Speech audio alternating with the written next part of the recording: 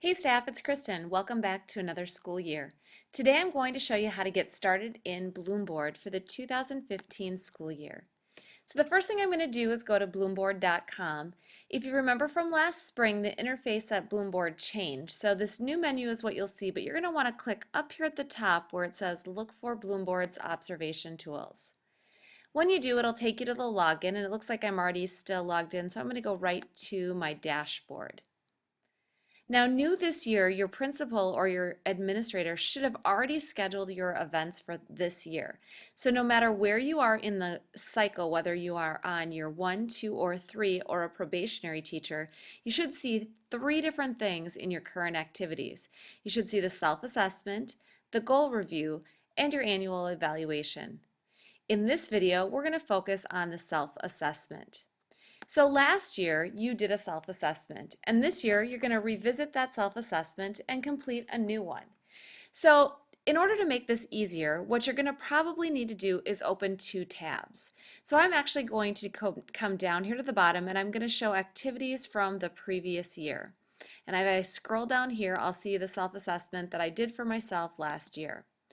So I'm going to go ahead and open that up, and then I'm going to open another tab, and I'm going to open Bloomboard in a second tab.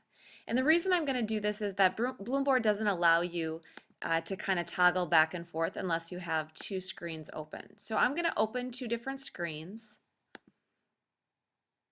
and I'm going to go to my self-assessment for this year.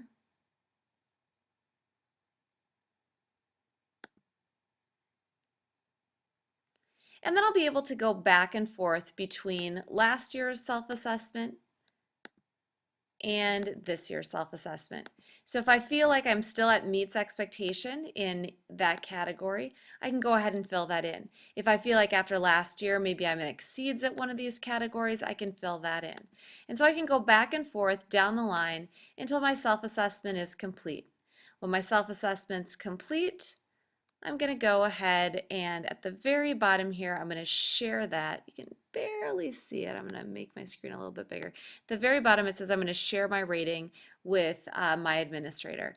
And then they're going to be able to see that I'm done and I'm ready to discuss the results. So that's how to fill out your self-assessment. In the next video, we'll take a look at goals and some of the other ways to archive different evidence that you have used throughout the year. If you have any questions regarding Bloomboard, please contact me, Kristen Wallace.